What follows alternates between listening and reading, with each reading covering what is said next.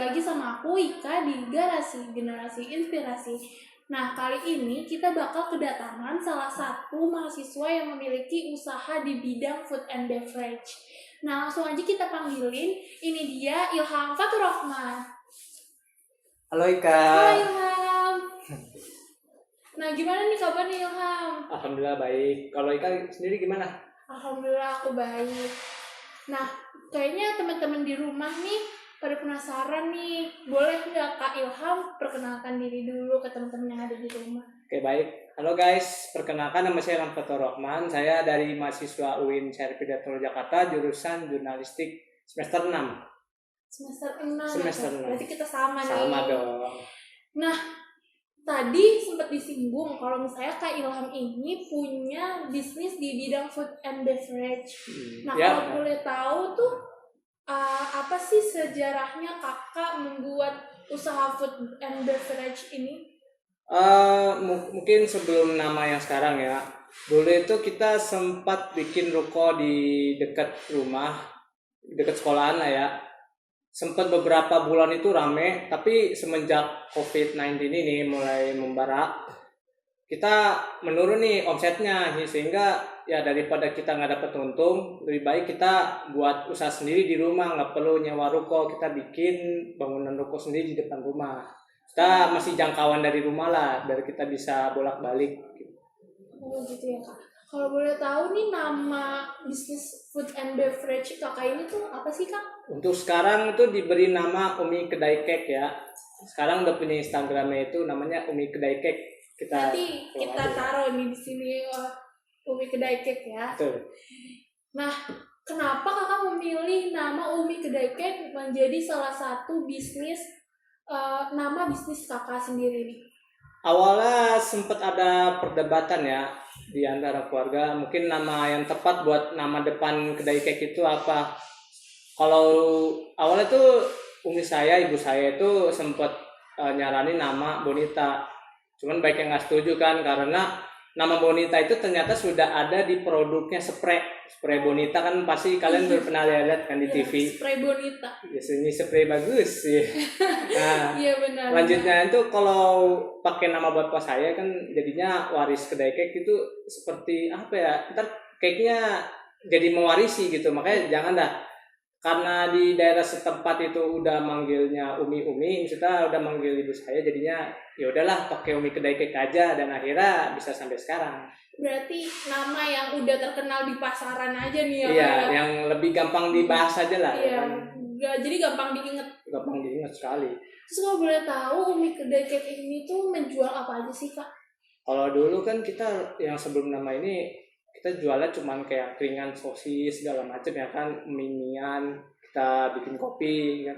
Cuman kalau sekarang ini kita lebih fokus ke cake ya. Ada berapa macam ini, seperti cake ulta atau barang-barang inilah aksesoris kue ulta. Lalu juga kita nggak hanya kue cake, juga ada seperti bakso yang berat-beratnya bakso tahu gitu. Terus yang buat ciki-cikinya itu apa sih, gabin gitu. Sekarang udah banyak juga kita jual ya, sesuai sama peminat, pada mereka maunya apa nih gitu. Kalau boleh tahu untuk omset dari Umi Kedai Cake ini sendiri itu berapa sih Kak? Paling banyak atau paling biasanya? Paling banyak dan paling biasa dong. Untuk yang biasa kita misalnya contoh nih, kan tiap hari ini maksudnya beda-beda ya. Kalau buat yang biasanya itu kebanyakan jualnya gabin. Kita jualnya bisa sampai 10 porsi ya kan, 10 porsi buat per hari. Satu porsinya itu satu mikanya itu bisa kita pakai mika ya. Kalau misalnya makanan-makanan kecil itu bisa isinya tuh 5 satu mika itu bisa 5 ya. Satunya bisa sampai 20.000, kalau ditotalin itu sekitar ya paling banyak lah sampai 100.000 lah per hari. Dan untuk yang mesen kuenya itu kan biasa paling gede ya, kue ulang tahun itu bisa, yang mesen itu bisa per hari itu 3 ya. Omsetnya bisa lebih dari 500.000. sehari tuh buat kayak. per hari. Nah, pendapatan sebulan bisa jutaan rupiah. Oh, sih besar juga nih Kak. Lumayan, alhamdulillah. Alhamdulillah ya. Terus kalau boleh tahu nih Kak, kedepannya nih Umi Kedai Cake ini mau ada inovasi apa sih Kak? Lebih ke tempatnya sih, kita mau bikin stand ya di depan, jadi biar lebih wah gitu, nggak kayak yang sebelumnya kita numpang di ruko. Jadi kita mau bikin lahan sendiri nih buat Umi Kedai Cake biar bisa memperluas ke semua tempat. Iya. Oke. Terus kalau boleh tahu nih Kak, sebagai kan Kak tadi merupakan seorang mahasiswa ya, Iya, betul sekali. yang punya usaha. Ada nggak sih Kak tantangan tersendiri sebagai mahasiswa yang punya usaha ini? Wah, berat sekali ya, karena di samping saya jadi mahasiswa pasti banyak lah tugas-tugas yang harus dikerjakan, dan kita mempunyai sampingan itu juga nggak bisa bertele-tele juga ya kan, karena udah di mana-mana itu sudah banyak orang yang menjual all shop ini nama apa makanan gitu ya segala macam ya, sehingga kita perlu ada inovasi lebih nih, seperti pengambilan gambar makanan yang lebih estetik gitu biar bisa menambah ketertarikan yang melihat lah ya, jumlah viewersnya. Makanya kita juga sambil kelola sosmed untuk bisa lebih inovatif lagi, lebih Dan kreatif. pastinya untuk menjangkau pasar juga Betul ya, sekali. biar lebih luas gitu.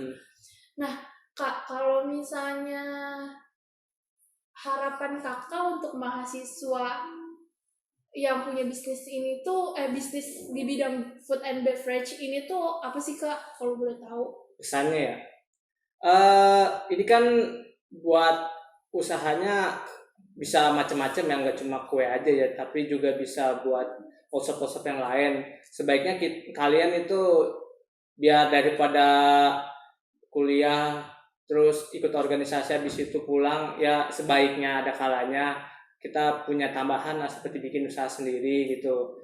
Ya walaupun awal-awalnya nggak mudah ya tetap laksanain aja, pasti ntar akan indah pada waktunya kok. Ya sangat menarik ya Kak, kisah Kakak. Nah cuma kayaknya waktunya udah habis nih Kak. Iya, sayang sekali ya. Nah iya, jadi kayaknya kita harus pamitan dulu sama penonton yang ada di rumah nih. Oke, boleh saja. Jangan lupa saksikan Garasi di YouTube channel kita, Garasi Generasi Inspirasi. Dadah.